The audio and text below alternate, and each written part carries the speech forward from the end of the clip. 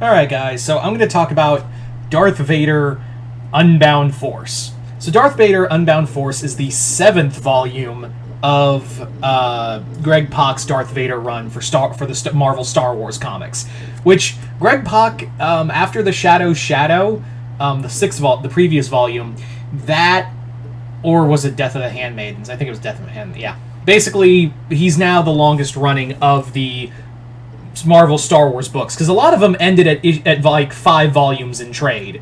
That's how they usually went, was 5 volumes.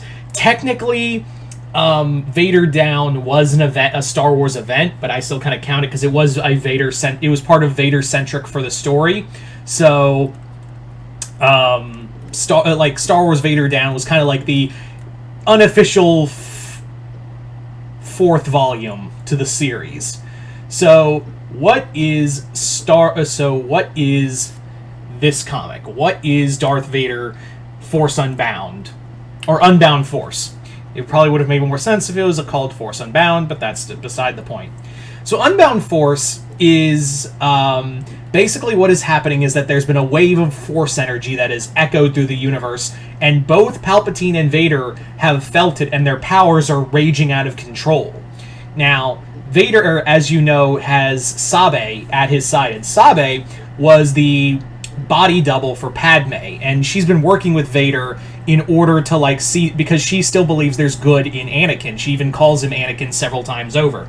Sabe basically in here tries to get Vader away from, Sabe tries to get Vader away from the rest of the world in order to help him control himself. So she actually shoots Vader out of the goddamn Executor, takes a shuttle, and then careens them both as Vader's force powers are raging out of control, to basically get him somewhere safe. More or less just get him somewhere where he can use his abilities and retrain them. However, Sabe is kind of brought into this because Vader has this whole thing of hate leads to suffering or it leads to power, and today you're going to help choose that. You're going to help me figure out which path is that. And Sabe is kind of thrown into this because she's now I still believe, for Padme's sake, I have to believe that there's still good in Anakin. There's Anakin Skywalker is still in there in some way, shape, or form. He's still a part of, he's still in there behind Vader. And Vader is just kind of oh, fuck you, I'm not Anakin, and, as long... It's just basically, it's two-part stories, that's the thing.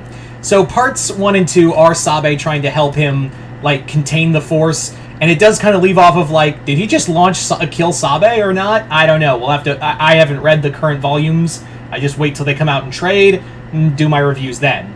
So, Sabe gets launched out, Vader kills some more people, and lives as long as I have hate, I'm still Darth Vader. Also, Greg Pak has this thing where he doesn't like having Vader have his lightsaber, so he has this huge metal walking stick he forges, and goes about his merry way.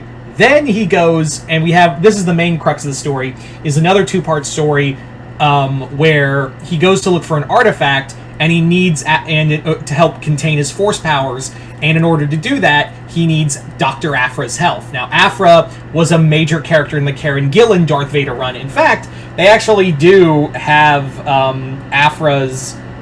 her and Aphra's first meeting in the comic as a reprint in here, and it just kind of reminds you how good the which I have said multiple times, that the Karen Gillan Darth Vader era, the Karen Gillan Vader comics, not only were they the first comics, but they were also not just the best of the Vader series. I think Greg Pak has some good storytelling in his.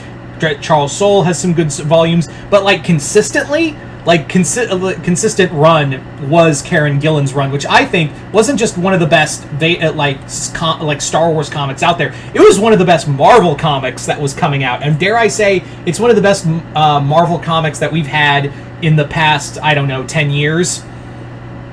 So I really am shocked. I don't know if they have already, but if you can, I really hope Marvel comes out with a big omnibus of it so people can read it. I have all the volumes, so that's no problem for me. But I highly encourage you guys to read the Darth Vader, Kieran Gillen run. But I digress. Getting back to this is more of Vader and Aphra back together, hanging out together. We also get BT and 000. The main crux of the other two-parter is more or less, for lack of a better word, it's more build up to Dark Droids, the current Marvel event that's going on in the Star Wars comics, and it will have the tie-in in the next story arc. So it's more of build up to Dark Droids than anything else. So yeah. But it is cool to see Vader and Aphra hang out with each other, because even though they've crossed paths a few times over, it is kind of a fun. It is still fun to see them work together in some capacity. So yeah, all in all, it's just 4 issues, and it's 2 separate 2-part stories that really have very little connection between each other. But I am still enjoying the Greg Pak comics, and I'm curious to see how Dark Droids will affect the Vader run. It was kind of nice for a second to have like a few volumes that didn't tie in with an event. It was kind of nice to have that for about 2... Yeah, it was really 2-3 volumes. Or even less than that, really. Yeah, because the other one, like, there was 2 back-to-back novels of them, of story arcs, where they had to tie in with War of the Bounty Hunters, and then again in Crimson Reign. So, back to another event tie-in. Here we go. To keep us away from the main storyline, but whatever. So you guys tell me in the comments below. If you've read this, let me know in the comments below. What do you guys think of the Greg Pak run on a whole? Like it, hate it, comment below, let me know. Other than that, hope you all enjoyed this. I'm Mr. Multiverse. I'll see you next time in the Multiverse.